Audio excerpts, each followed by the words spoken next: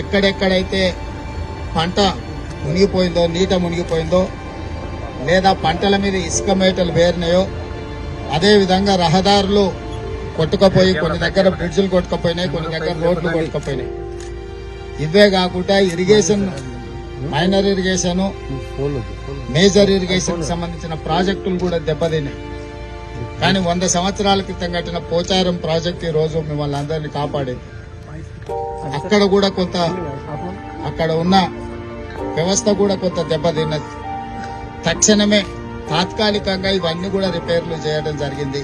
కానీ ఇది ఎల్లారెడ్డి శాసనసభ నియోజకవర్గంలో జరిగిన నష్టానికి తాత్కాలిక రిపేర్లు సరిపోవు. అందుకే ఈరోజు ప్రత్యక్షంగా చూడడానికి రెవెన్యూ మంత్రి గారు, సీతక్క గారు, శాసనసభ్యులు, పిసిసి అధ్యక్షుడు, అధికారుల బృందాన్ని, షబీర్ అలీ గారిని అందరినీ తీసుకొని ఈ రోజు ఇక్కడికి ఎందుకు వచ్చినామంటే ప్రత్యక్షంగా మేము కళ్ళతో చూస్తే మీకు వచ్చిన కష్టం, మీకు జరిగిన నష్టం ఒక అవగాహన వస్తాయి. మిమ్మల్ని ఆదుకోవాలనేదే ప్రధానమైన ఆలోచన. ఈ రోజు ఆడ లంబాడి సోదరిమణులు భూమి పోయి, ఇండ్లు పోయి, అసలు పూర్తిగా సర్వం కోల్పోయిన నిరాశ్రయులుగా నిలబడే పరిస్థితి వచ్చింది. అందుకే అధికారులకు, ముఖ్యంగా కలెక్టర్లకు, ఇరిగేషన్ అధికారులకు, R&B అండ్ పంచాయతీరాజ్ అధికారులకు, వ్యవసాయ శాఖ అధికారులందరూ కూడా నేను సూచన చేసిన, శాశ్వతంగా ఈ సమస్యల పరిష్కారం కోసం అంచనాలను ప్రిపేర్ చేయండి. ఇసుక మేటలకు కూడా ప్రత్యేకంగా నిధులు ఇచ్చి మళ్ళా వ్యవసాయ యోగ్యం అయ్యేటట్టుగా వాళ్లకు నిధులు ఇచ్చేటట్టు, మునిగిపోయిన పంటకు నష్టపరిహారం కూడా ఇచ్చేటట్టు, కొట్టుకుపోయిన రోడ్లు, ప్రాజెక్టులను కూడా మళ్ళీ తిరిగి నిర్మించడానికి ఈరోజు అన్ని నిర్ణయాలు తీసుకుంటున్నాం. ఇప్పుడు ఇక్కడ నుంచి వెళ్ళిన తర్వాత ఇంకా కొన్ని ప్రాంతాలను పర్సనల్ గా చూసి కలెక్టర్లను, అందరినీ, అందరు అధికారులతో మాట్లాడి అన్ని సమస్యలు పరిష్కరించే బాధ్యత ప్రభుత్వం తీసుకుంటుంది.